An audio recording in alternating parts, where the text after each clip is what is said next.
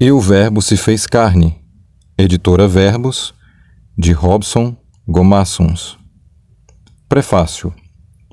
Segundo Bruno Tolentino, um dos mais brilhantes poetas brasileiros, a poesia é quando as palavras são ditas de tal modo que não haveria como expressá-las de melhor modo. Jesus é a exata expressão de Deus, o Verbo divino. A glória de Deus está na face de Cristo, e se a poesia assumir o conceito dado por Tolentino para se definir, podemos dizer que a poesia de Deus aos homens é a manifestação do Verbo em carne. No entanto, um poeta não cria a realidade, mas a descreve da mais exata maneira possível. Cristo existe antes do tempo e do espaço, criou a realidade, mas a descrição do ser de Deus em sua face é perfeita, completa e absolutamente atraente. O Evangelho de João é, sem dúvida, o que possui a linguagem mais compreensível. Nele, encontramos uma revelação destinada a todo aquele que crê em uma boa nova, sem precedentes, em qualquer perspectiva histórica. Deus se fazendo carne, e mais do que simplesmente visitando os homens, habitando entre eles. Essa notícia extraordinária foi dada em todos os evangelhos. Deus sendo gerado no ventre de uma camponesa virgem e sendo colocado em uma simples manjedoura, crescendo e trabalhando como um de nós, passando, enfim, por tudo que todos os que podem ouvir este livro passam. Com esse espírito, vamos nos aprofundar nessa consciência e voar em direção a esta revelação, cujo destino é o seio do amor de Deus. Pois, se seguirmos pelo único caminho proposto por Ele, seu Filho bendito Jesus, a viagem será segura e extraordinária. Capítulo 1. E eu andava com ele. João não começa o evangelho dele falando sobre a genealogia humana, como fez Mateus, ou comentando sobre João Batista, como fez Marcos, nem se utiliza da formalidade do médico amado Lucas. Ele começa com a afirmação segura, inerente à pessoa que reclinava a cabeça no peito do Senhor, de que ele estava no princípio com Deus e que ele criou todas as coisas, e de que ele se fez carne. Paulo demonstra a sintonia no espírito que inspirou também a João quando nos declara: porque nele foram criadas todas as coisas que há nos céus e na terra, visíveis e invisíveis, sejam tronos, sejam dominações, sejam principados, sejam potestades, tudo foi criado por ele e para ele. É ele antes de todas as coisas, e todas as coisas subsistem por ele. Ele é o cabeça do corpo da igreja, é o princípio e o primogênito dentre os mortos, para que em tudo tenha preeminência. Colossenses 1, verso 16 ao 18. O chamado discípulo do amor inicia o evangelho que leva o seu nome nos dizendo que ele é eterno. Mais do que isso, ele nos diz que Jesus é maior do que aquilo que nós nominamos como tempo, que a existência, independentemente do que, onde ou quando, lhe deve continência, que todo existir lhe é uma glória, que ele é o arquiteto de toda a obra, de que se tem notícia ou não se tem notícia. Tudo é dele. Quando eu era criança, perguntei certa vez para minha mãe: Maria é a mãe de Jesus? Sim, claro. Ela respondeu-me prontamente. Em seguida, continuei meu interrogatório e perguntei: quem criou Maria? Todos nós fomos criados por Deus. Ela respondeu-me já de maneira mais áspera. Depois de uma breve reflexão, compreendi que todos os homens haviam sido criados por ele. Entretanto, havia mais uma questão a ser respondida. Quem criou Deus? Minha mãe não tinha uma resposta para essa pergunta. Então ela replicou-me à maneira dos goianos, quando a prosa fica sem sentido, com um grave e gesticulante "ah". Embora eu conhecesse a história de Jesus, não passava pela minha cabeça que aquele que criou tudo que já tivera um corpo de carne e osso, como se pode dizer, igual a mim, se eu tivesse nascido há alguns anos, antes em Jerusalém, mais precisamente em Nazaré, eu poderia ter brincado com ele. Todavia, mesmo se tivesse brincado com ele a tarde toda, eu seria chamado no portão por minha mãe, e uma vez dentro de casa, depois de tomar banho, talvez durante o jantar, eu fizesse aquela mesma pergunta. Mais adiante, no Evangelho, um dos amigos de Jesus, Filipe, lhe faz uma pergunta semelhante à que eu faria à minha mãe depois de andar com ele a tarde inteira. Filipe pede a ele que lhe mostre o Pai. E Jesus lhe responde: Estou há tanto tempo convosco e não me tendes conhecido, Filipe? Quem vê a mim, vê o Pai. E como dizes tu, mostra-nos o Pai? Não crês tu que eu estou no Pai e que o Pai está em mim? As palavras que eu vos digo, não as digo de mim mesmo, mas o Pai que está em mim é quem faz as obras. Crede-me que estou no Pai e o Pai em mim. João 14, 9 ao 11. João ouviu quando Filipe fez essa pergunta. E talvez por isso ele comece o evangelho que leva o seu nome com essa afirmação extraordinária. Porque há dúvidas sobre quem é Jesus. Podemos dizer que ele aprendeu a lição. Aquele homem que andara com eles durante mais de 3 anos não era um homem comum. João está nos dizendo que ele não é apenas mais um ser humano com uma inteligência acima da média. Que ele não é mais um líder religioso, ou um mártir, ou um ponto cronológico que determina a C ou DC. João está nos dizendo que ele está acima das nossas nominações, conjecturas ou estudos humanos, e que quando Jesus fala do Pai, fala do que sabe, do que conhece pessoalmente, e além disso, fala daquele que é, porque ele e o Pai são um. Louvemos a Deus por nos dar esta revelação. O mesmo Deus que fez tudo o que existe andou conosco. Temos a segurança de que Deus estava nele e ele estava em Deus. E João, nosso irmão amado, deitou-se em seu peito e ouviu as batidas do seu coração, enquanto ouvia a voz que deu ordem para a criação do cosmos e de tudo o que sequer sabemos que existe. A minha mãe não dera uma resposta para a minha pergunta sobre quem criou Deus, porque ninguém tem essa explicação, já que ninguém o criou. Ele é antes de todas as coisas, criou todas as coisas, se fez carne e morou conosco, pois é Emanuel, Deus conosco. Glórias a Deus. Capítulo 2. Que luz é esta? Uma das mais belas histórias contadas na Bíblia é a de um homem chamado Saulo. Ele tinha um sentimento semelhante ao de muita gente. Ele odiava crentes. Embora a maioria das pessoas que eu conheço não cheguem a ser crentofóbicos, como Saulo era, que perseguia, prendia e até levava para a morte. Até que em mais um dia de sua odisseia, a caminho de uma cidade chamada Damasco, ele vê uma luz tão forte que o cega. Aquela luz era Cristo, o chamando para uma grande obra. Jesus ficou afamado por dar visão aos cegos. E nesse acontecimento com Saulo, tira a vista de um homem para que ele se converta e passe a enxergar de verdade. O nosso irmão João começa o evangelho que leva o seu nome dizendo que o Verbo que se fez carne era a luz do mundo e que os homens amaram mais a luz do que as trevas. Como no início, João escreve sobre quem era o Cordeiro de Deus e diz que ele é a luz que ilumina a todos os homens. Não se trata da luz do sol, pois o sol foi criado por ele, assim como a luz das estrelas, que não lhe significam nada. Trata-se da luz que brilha no coração para que se veja a luz dos céus. E essa luz ilumina todo homem que vem ao mundo. O homem consegue ser misericordioso com aquele que comete o mesmo erro que ele. Contudo, costuma ser implacável com aqueles que cometem erros fora do seu padrão.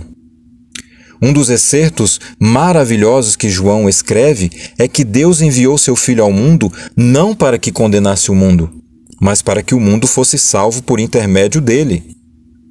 Jesus veio ao mundo e não cometeu nenhum pecado, de maneira que muitos poderiam pensar que, se o tivesse feito, seria contra nós, uma vez que todos pecamos. Entretanto, ocorre o contrário. Sua santidade não é a nossa condenação, mas sim a nossa redenção.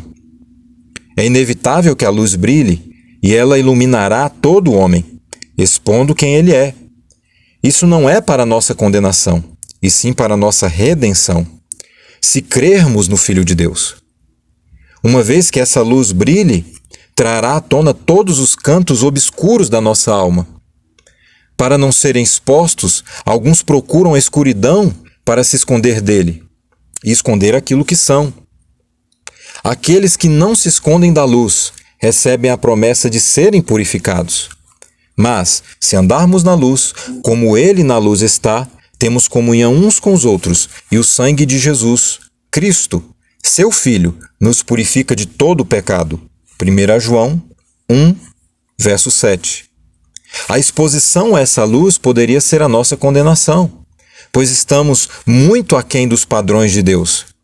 Em todas as culturas é errado assassinar alguém, mas para Deus, injuriar alguém já é um assassinato. É aceitável o fato de ser errado o adultério, mas para Deus, quando um homem olha para uma mulher com uma intenção nada pura, ele já cometeu adultério com aquela mulher em seu coração. Isso significa que a luz é muito forte, ela ilumina absolutamente tudo. Motivações, intenções, pensamentos, desejos e o que somos por nossa própria natureza, que é pecadora em essência. Não se limpa uma casa no escuro. Não há purificação sem se achegar à luz. Contudo, aquele que prefere as trevas, porque suas obras são más, fica sem a purificação da sujeira, que inevitavelmente só aumenta. O farol da existência nos chama para andarmos dando passos seguros. Fugir dessa luz é fugir da vida, pois como João nos contou, nele estava a vida, e a vida era a luz dos homens. João 1, verso 4. João sabia que ele era a luz. Dirigiu-se ao monte da transfiguração e viu as vestes de Jesus se tornarem pura luz. Ouviu a voz de Jesus entrar naquela tumba escura de Lázaro e, mais do que isso, viu que a escuridão da morte não poderia minguar essa luz. Viu a luz da bondade de Jesus quando, mesmo ferido e agonizando na cruz, lhe deu a incumbência de cuidar de sua mãe. E possivelmente já havia escrito o livro do Apocalipse como lâmpada que ilumina a cidade santa. Este é Jesus. A lei do Antigo Testamento revela toda a maldade humana. Todos acabam tropeçando nela e por isso são dignos da ira de Deus. Todavia, ele veio ao mundo e sua luz ilumina todo homem que crê, para que todo homem compreenda que fora dele só há densas trevas. A exposição a essa luz faz narizes empinados se abaixarem, corações arrogantes dobrarem-se, mentes perversas renderem-se e homens bondosos ficarem coroados de vergonha.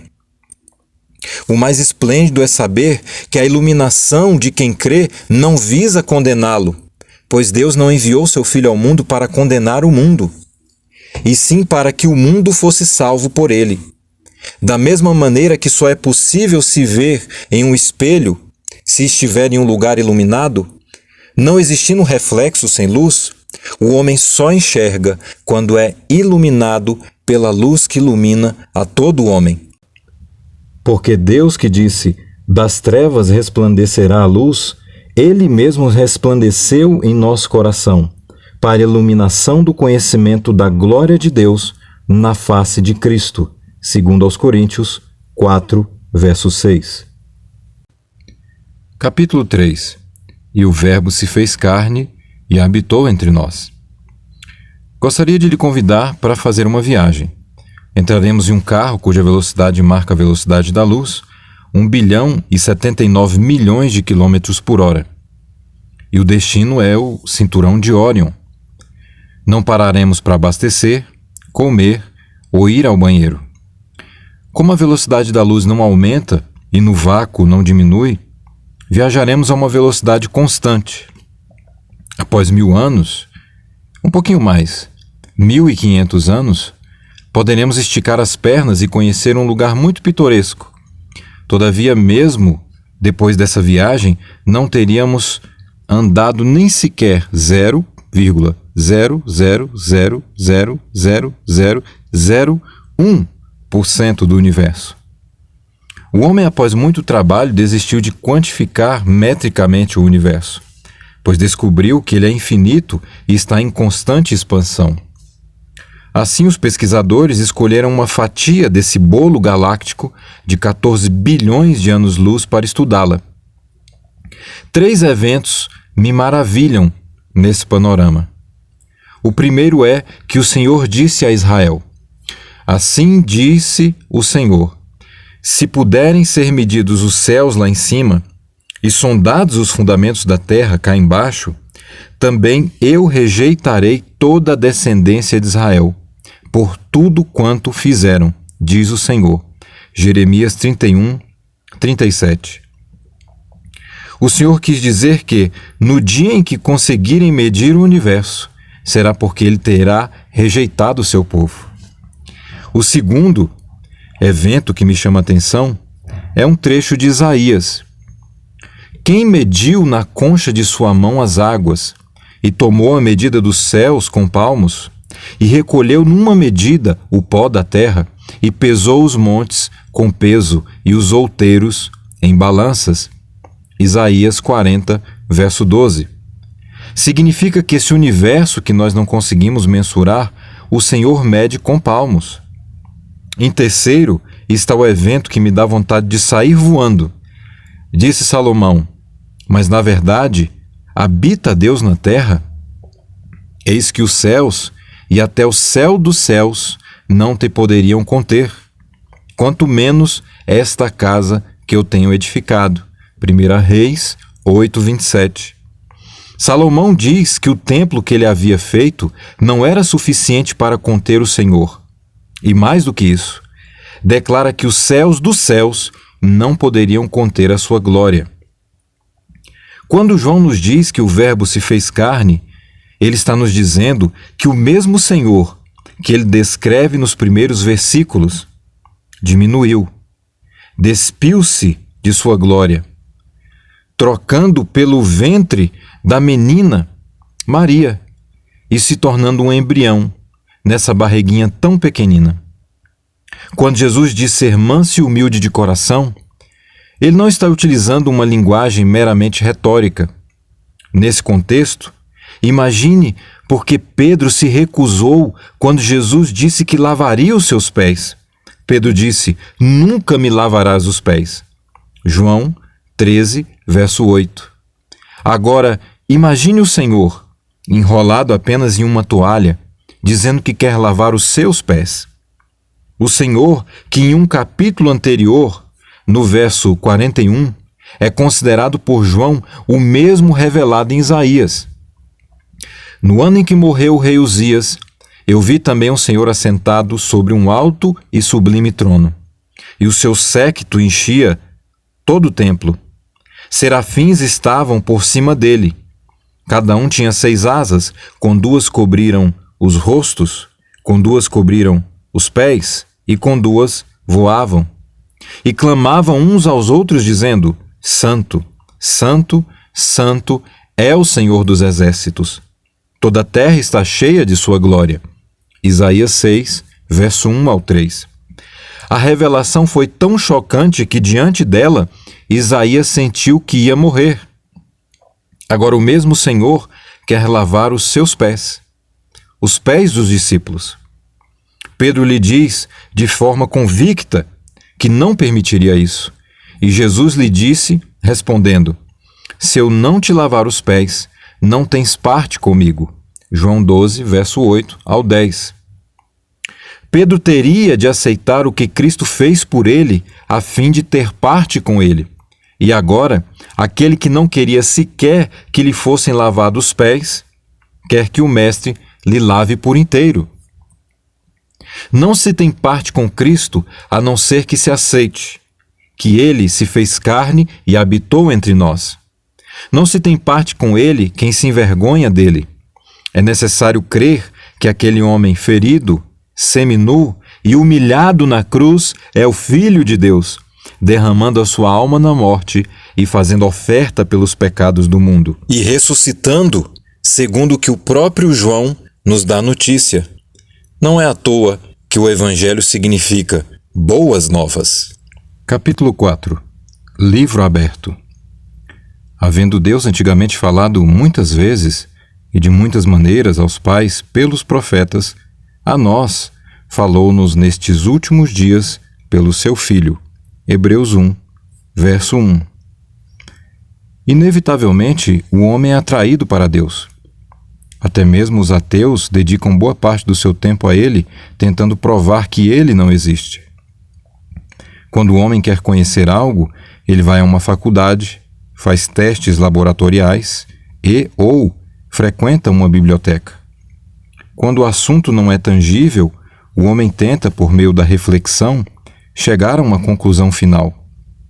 Nessa atração, o homem se propõe a buscar por Deus utilizando todas as maneiras que ele conhece. No que diz respeito às demais coisas, o homem fecha-se dentro de uma biblioteca, como por exemplo a biblioteca em Paris, considerada um celeiro cultural do Ocidente. De uma forma ou de outra, o homem busca ler os milhares de volumes sobre Jesus, ou se inscreve em uma faculdade, ou ainda pensa em Deus e conjectura sobre como ele é, o que faz, com que se irrita e como é o seu rosto. João nos conta que o Verbo se fez carne. Isso é algo que nos dá o que pensar. O Logos encarnou-se. E essa revelação não é uma frase poética, mas a encarnação da própria palavra de Deus. Quando aceitamos esta verdade, percebemos o porquê de frases como ouviram o que fora dito aos antigos, eu porém vos digo. Jesus não está dando mais uma interpretação. Não se trata de alguém com uma alma extremamente poética capaz de identificar nuances da fé judaica.